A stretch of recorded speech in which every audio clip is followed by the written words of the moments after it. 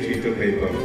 If you are not taking care and building good character, whatever certificates you have with regard to education, our education has no meaning. It has to be supported with building morality, behavior, discipline, good manners and things like that.